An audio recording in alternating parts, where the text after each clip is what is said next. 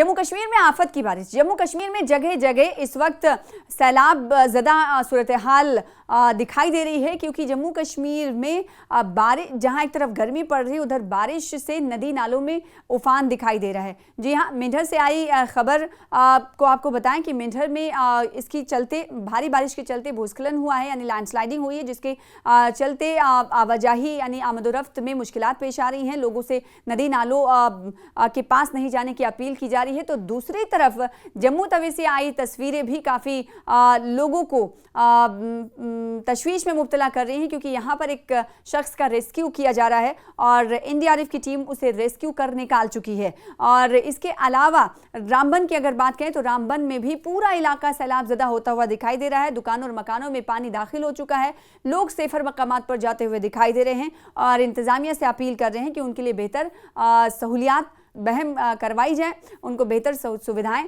दी जाएं।